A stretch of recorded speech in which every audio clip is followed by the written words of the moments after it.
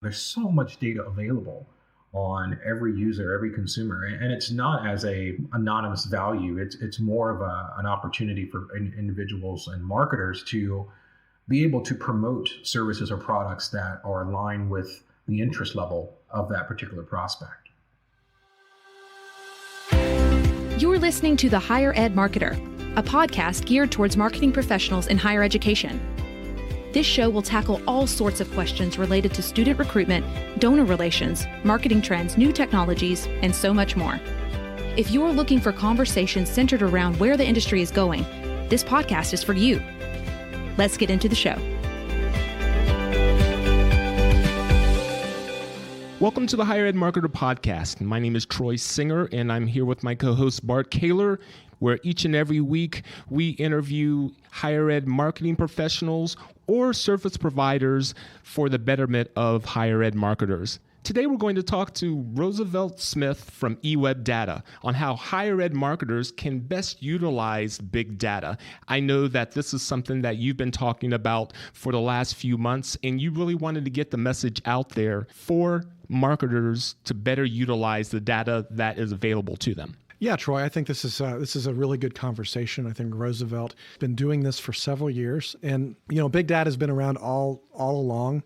We'll talk during the podcast a little bit about what it is and where it came from and how it's proceeding, especially in light of the internet and with some different things that are going on. But I think it's one of those things that it's going to be a really good episode. I want you to kind of really listen to it because there's a lot to learn about big data and how that can be leveraged for higher ed marketing and how it's already being leveraged in a lot of other places in marketing in general. And a lot of times I tell people, and those of you that are in higher ed marketing, especially if you've been in other marketing fields, if you've transitioned into higher ed, sometimes higher ed can be a little bit behind in marketing techniques and in marketing applications. And big data is probably a really good example of an area that a lot of other places are already doing and doing well, and that higher ed could kind of pick up the pace and learn from. So I hope that this is going to be a good conversation. Here is our conversation with Roosevelt Smith. Everyone, it's my pleasure to welcome Roosevelt Smith from eWebData to the Higher Ed Marketer Podcast. And before we get into our interesting conversation about using big data, Roosevelt, if you could tell everyone a little bit about your role at eWebData and what the company does. Yeah, absolutely, Troy. Thanks for the introduction. So I've been the president of eWebData now since early 2014. We started out as a data modeling company and also into, of course, website design. We've now kind of bridged the gap in big data analytics and data augmentation. We have a couple of platforms in the space that works with big data analytics and basically helping customers uncover their website traffic. So in a nutshell, a 30,000-foot view, that's who we are. Great. Thanks, Roosevelt. It's good to have you on the podcast. I know we met probably close to about a year ago through some common friends, and so it's good to have you here. And in all transparency, Kaler Solutions leverages and uses some of eWebData's technology.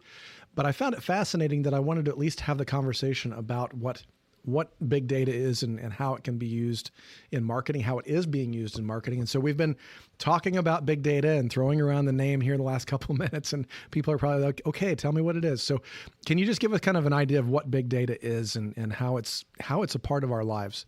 Yeah, Bart, I think, big data can be comprised of different explanations.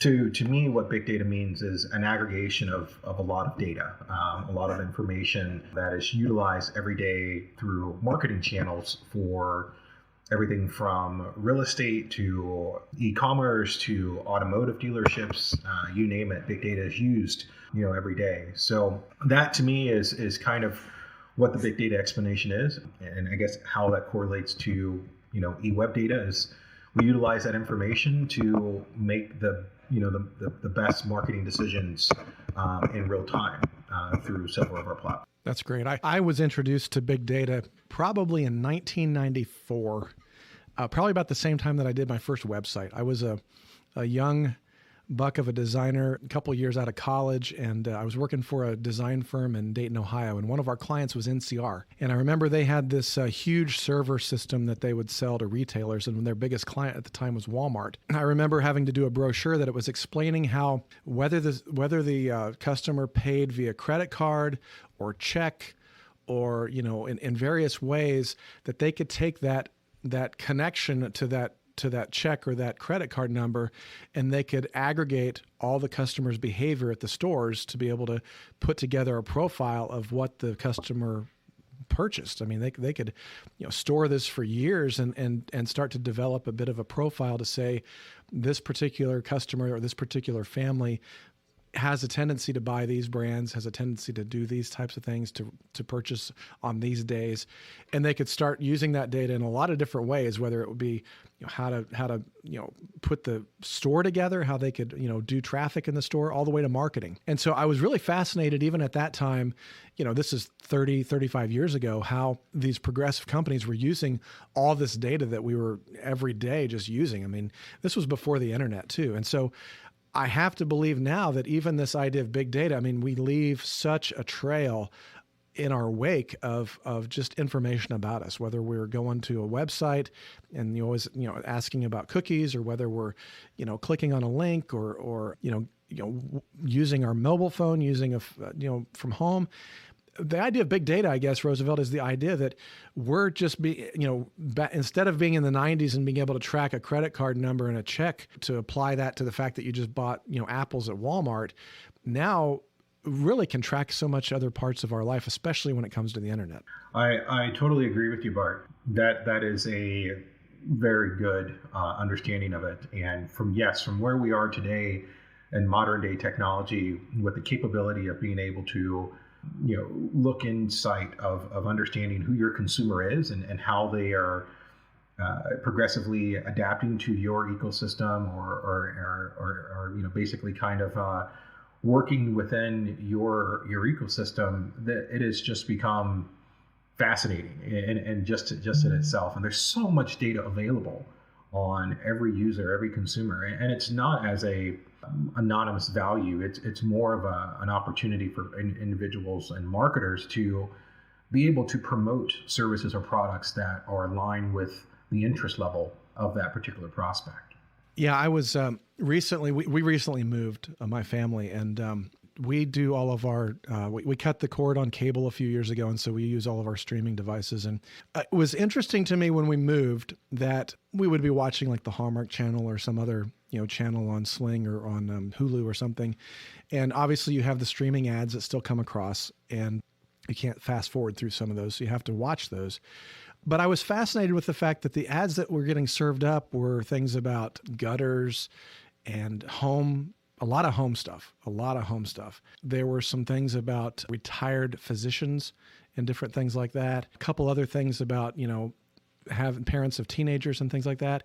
And I remember sitting with my wife one time as I started kind of realizing that these ads were not just ads that I would have gotten, 2 years ago if I was watching the Colts game and, there was a Bud ad, and the next ad would be, a State Farm and that type of thing.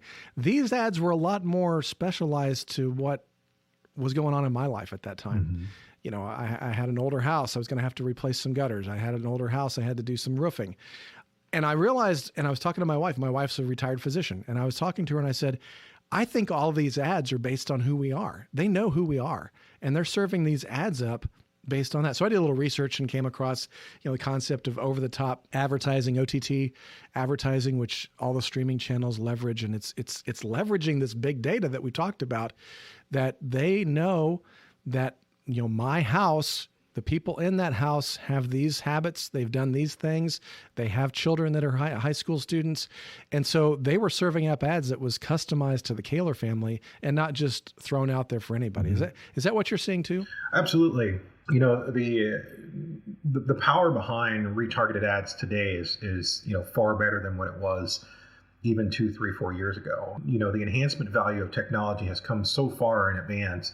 And I am, primarily happy and proud to say that we are on the cutting edge as well in regards to, that data formula. It's all about capturing the information first, understanding what data is available on the particular prospect, and then being able to serve that information, like I said, in retrospect to what you've actively been looking for. So if you've completed a Google search for, gutter installation or new roofing installation in the past 72 hours, that information is tracked. And there are thousands of marketers out there or big data aggregators like ourselves, like eWebData, who are tracking that information. And we try to provide you with the best promoted product or service available in almost real time, because I think that window is what's very important too. It may be a longer shot in a roofing estimate because you are considering, thousands of dollars versus a purchase of organic apples versus farm raised. But, there's some coexistence in your purchase behavior that goes along in that. That's great. And so obviously big data has been around for a while. I mean, we talked about that, from the NCR back in the 90s. And then, there was a book that I read a few years ago, The Power of Habit by Charles Dewing. And he talks about Target and he uses an illustration, a story about, how Target aggregates data and can actually predict when women are pregnant and start marketing to them based on the concept that they know that they're pregnant because of their purchasing habits and the way that they do that. And so I kind of understand that big data is just a big part of our lives. But when I bring it up in the higher ed marketing circles, it's kind of all of a sudden it's kind of like, well, what's that? And why should we do that? And how's that work? And is that legal? Is that ethical? And so I'm curious because I think there's a lot of people out there that are doing it. They might be calling it different things. I know I've got some competitors that have some names for it, that it's basically the same thing. I tend to call it data harvesting because it's the idea of, being able to know who's coming to your website, being able to capture that data, and then being able to turn that data into actionable items and actionable, contact information. And we'll get into that in a second. I know Troy has some questions about that. But I think that my bigger question is that for higher ed marketers, this could be a big change because, we do a lot of pay-per-click advertising and especially with traditional undergrad, there's been years and years of buying lists for search campaigns where, we'll go to the SAT scores or the ACT scores and purchase the kids that are taking those tests.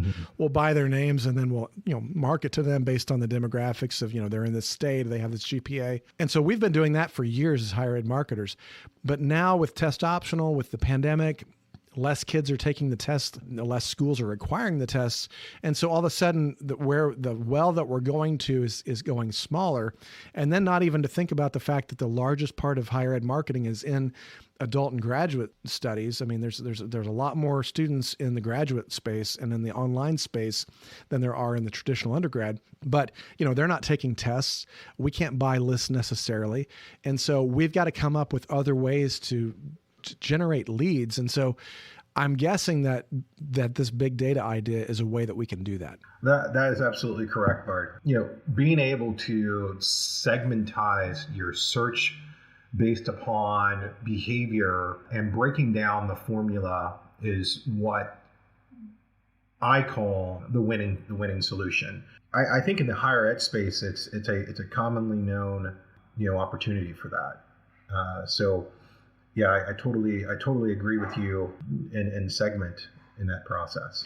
Roosevelt, could you give us an idea of how you're capturing this data in order to serve it and enable higher ed marketers, or any marketer for that matter, to best utilize it? Yeah, well, informally used, we used what we call super cookies, which was a combination of cookie-based tracking technology, and that was used for the last few years within our platform. And basically, we were counterparts of other website users and companies, and they allowed us to install our cookies to be able to track data. And then, of course, we provided them with intelligent information on their consumers and their prospects. But of course, now with the recent changes in technology with Google and Apple and kind of Facebook now coming forward saying they're going to be doing away with cookies, we have now switched to smart pixel technology. So we're now using a combination of some old tech with some new school tech foundations, and the data capture process has always been the same. You capture the user at the IP level, and then you utilize several algorithms and augmentation to figure out who they are in a real-time basis. So that's kind of the basis of our technology today. So just to clarify with everyone, I just want to make sure that, we're getting kind of technical. What's an IP address? I mean, I've got an idea, but maybe Roosevelt, you can tell me. Yeah, no problem. So your stationary IP address is going to be basically the unique identifier that's provided from your ISP, which is your internet service provider. So Comcast, Xfinity, Verizon, those are all of your ISPs. They're going to give you a stationary IP address. And that's what you use as your navigation tool as you surf the web. Think of it as a vehicle that you hop into when you go to the Google search engine and you plug in, Nike golf clubs and you travel to Dick's Sporting Goods. So that IP address is your vehicle to travel from website to website.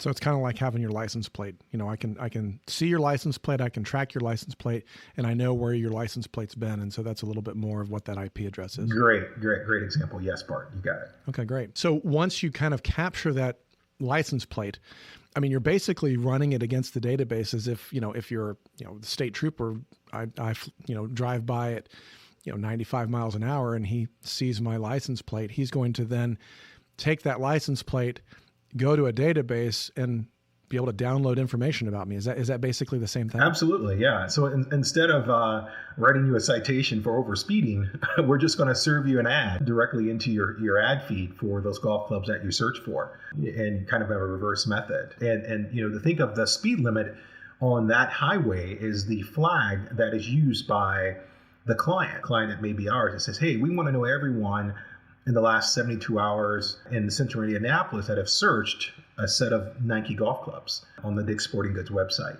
And so when you pass by that speed trap and we pull out to get you, we're serving you an ad in regards to that information. Okay. That's really helpful to know. And so the idea then is that not only do you know that I was searching for those golf clubs, but you also can pull up, just like with the, going to our license plate and speeding analogy, they can also pull up, maybe some other history of me, my name, my address, my email, contact information. I mean, I'm guessing that because of the big data, and I remember you telling me one time too that, Dick's Sporting Goods might trade data with my utility company, mm-hmm. and these different places are trading data so that there's like a set of Pokemon cards that everybody trades to be able to get a full profile. Right. What kind of data is out there on me? Just about everything. I mean, everything outside of your PII, which is your personal information. First name, last name, physical address. There's mobile connecting IDs like your Facebook ID, your Instagram handle, Twitter account information, and then of course demographical data. We know that you are a middle-aged African American or Caucasian male that is interested in golf. We know that you have. And then there's shared e-commerce data which is highly impactful as well. Amazon being the root of a lot of this information is valuable, which they'll share with big data providers out there if you ask for a connection to their database, to their big data portal. So we know that you've got a set of those golf clubs in your shopping cart already at Amazon.com, and you're just kind of price shopping. You're looking for the best shipping methods or same day shipping. So Dick's Sporting Goods is now going to put 20% off with free pickup at the store that's 2.8 miles away from your house. And so that's how the aggregation process works. And just think about all that being done in real time. That's the significant value behind, I think, big data today. And so you had told me before, I think there's like 31, 32 points of data that you can do, everything from household income to, whether you have children under 18 in the house. I mean, there's just all kinds of things. And I mean, and I guess that's one of the things when we talk about higher ed marketing, there's a lot of things that we could, purchase. I mean, in essence, we're kind of purchasing our own search list of people who've been to our website, mm-hmm.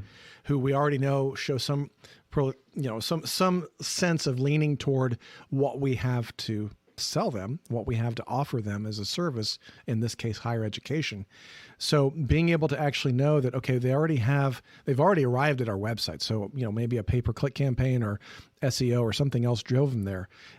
For whatever reason, they chose not to fill out a form, mm-hmm. but I can actually purchase their names because of this pixel, because of this big data. And then I can create a campaign of whether it's email marketing or direct mail marketing.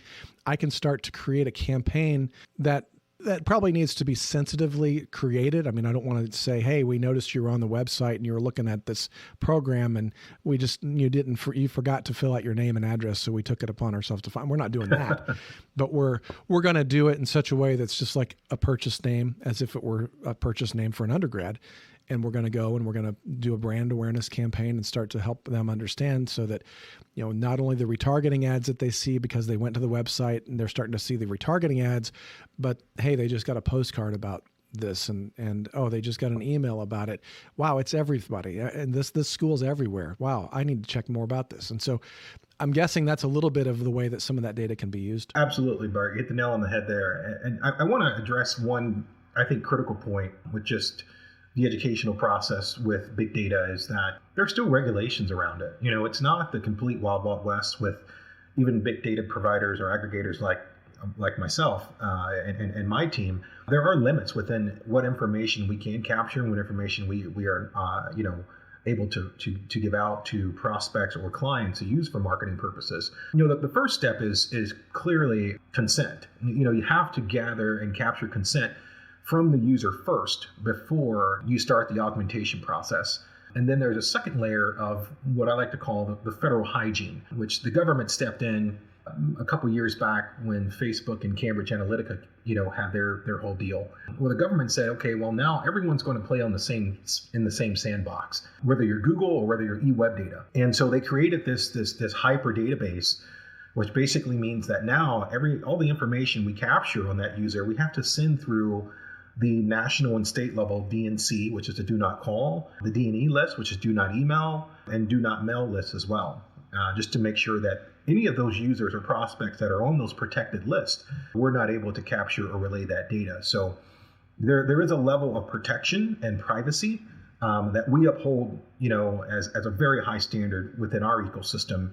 And we really try to teach that to all of our clients to make sure that, everything is done the right way, because no one wants to be solicited with information they haven't requested. And that's never the goal. Okay. That's good to know, because I think that, I mentioned to you before we started recording is that, and again, transparency, I'm leveraging Roosevelt and eWeb data on some of the projects that we do. But, I had a client where we were, doing a pay-per-click campaign, and we were going to leverage the pixel to be able to harvest some of the people that did not fill out the form but actually clicked through. But they didn't understand it, and really, at the end of the day, did not want to understand it. And it really kind of caused a lot of consternation for the client, because they felt like, oh, this was somehow, shady or dark. And I think that what you just said is a really good point, is that there's laws in place. There's a lot of things in place already. There's privacy that we're taking into account. There's consent, and we are consenting to this, whether we realize it or not, by clicking on the cookies and the other things. Correct. And this is happening in every aspect of our life. And so, you are being, this is happening. I mean, you can certainly go in and unhook from the internet and do a lot of extra work to do this. But at the end of the day, if you really want to be able to take advantage of the Amazon recommendations, this is part of it. And so I think that, educating everyone and helping everybody understand that this is a part of our life. This is a part of the way that e-commerce works. This is the part of the way that the internet works. And we can either bury our heads in the sand and keep doing the marketing that we've been doing the same way, or we can lean into it, educate ourselves, understand what it is, partner with trusted resources, and really make a difference in the way that we're impacting the world with our missions of extending higher education to those who are looking for it. And so I really, part of it, I guess I'm just kind of making a statement. It's probably not a very good interviewer technique, but just the idea of being able to say, would you agree with that, Roosevelt? The idea that, we've got to educate ourselves and educate within higher education what this is really all about. Absolutely. That is purely the focus point of understanding how to utilize this data every day. And that's always been the challenge. We can provide the best data formula and the best data profile out there, in my opinion, and just about a real-time basis for any, higher ed. But, it's all about how you actionably use that information. And, we have created partnerships with other companies to give you a roadmap and to give you that modeling guidance and on how to use the data effectively so that you get the maximum result, and that you not only do you gain access to your website traffic, and you're understanding who these people are and what they're doing and why they're doing this on my website, but you're building a relationship. You really step away from a pure transactional model, and you become a relationship model based solution. And proof is in the pudding with years of recommended studies that are out there. The more relationship you create with any sort of consumer or prospect, the more they're going to do with you. And whether that's subscribing to your platform or spending more money with the monthly subscription, it goes hand in hand. Yeah. That's great. And I love the fact too that at the end of the day, it comes down to business intelligence. It's correct. How smart will we be with the information that we have accessible to ourselves? And I'll be honest with you, higher ed marketing does this every day already. We have campus visits. We have people sign up for campus visits. As soon as they sign up, we look in the database and see who they are. Oh, look, mom and dad went here too, so they're a legacy student. So I know that, and I'm gonna talk about that when we're on the tour. Oh, look, they said that they're interested in psychology.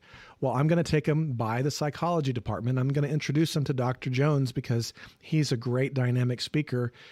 So I'm using another piece of data that I know about them, and I'm going to market to them. Mm-hmm. And then I'm also going to make sure that the student guide, I see that they're from Ohio. So I'm going to pull one of my students who's in the office, the one from Ohio. I'm going to say, why don't you take them? Because I know that you might be able to connect with them and build that relationship. And so I think that what we need to understand as higher ed marketing is you're already doing this. You're already doing this in other aspects of the enrollment and the development cycle. I know development utilizes tools like Razor's Edge, and you can do a study to say, what's the proclivity of somebody giving a large gift? And you can do that data research. You're already doing that as a school. So do not be afraid of something that's a little new and a little different. Thank you, Bart. Roosevelt, as we wind up our episode, what advice would you give a marketer, either an overall marketing executive at an institution or maybe an enrollment leader, their first step if they're intrigued? How could they utilize big data, or what would be the first thing that you would recommend them doing? I think, the best recommendation is to develop a action plan of how you intend on using that data. That can be through a series of marketing channels. That can be a marketing plan put together with several of your colleagues. But, I think the common thing that we see most often, and this is with calls that I have on a daily basis, is okay, we get this common quote, your data is awesome, but how do we use it?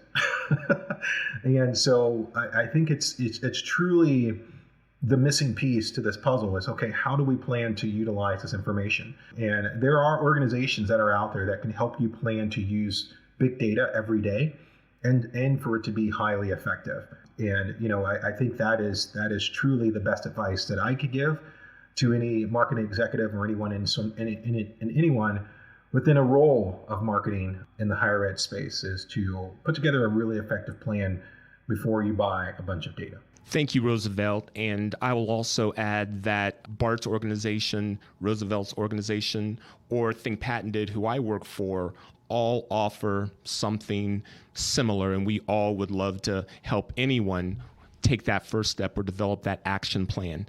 But if you wanted to talk to Roosevelt, what would be the best way someone could reach out and contact you? Yeah, I think the best way, you can reach us on our website. That'd probably be the most effective way. I'm carbon copied on just about every reach out portal there. Or feel free to email me directly. It's rsmith@ewebdata.com. And the same thing for our support team as well, support@ewebdata.com. We're more than happy to talk and to, research and help you develop a plan. That's our goal. We necessarily don't want to sell you data if you're not ready to use it. And so, ultimately we're looking to build a relationship and to leverage that relationship for better results. Thank you, Roosevelt. Thank you for helping us get this message out. This is a topic that both Bart and I feel that institutions should leverage more. So thank you for enabling us to get that message out there. Bart, do you have any closing comments for us? Yeah, just a very brief one. I think that this is one of those things that it's new, and a lot of times new and change is difficult. I remember when we first, started utilizing the web, people were like, "Oh, I don't know about that thing. I don't know if we want to ever do anything with that." well, it's going to be a part of our lives. And so I would just encourage everyone to really take a hard look at it, reach out to Roosevelt, reach out to, Troy or myself and have some conversations and just learn more about it.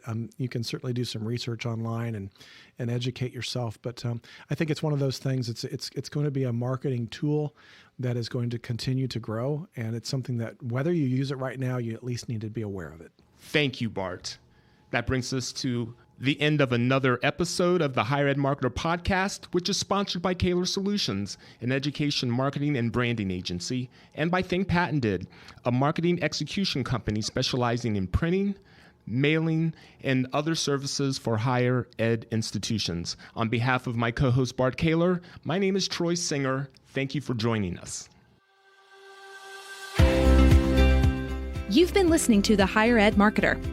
To ensure that you never miss an episode, subscribe to the show in your favorite podcast player. If you're listening with Apple Podcasts, we'd love for you to leave a quick rating of the show. Simply tap the number of stars you think the podcast deserves. Until next time.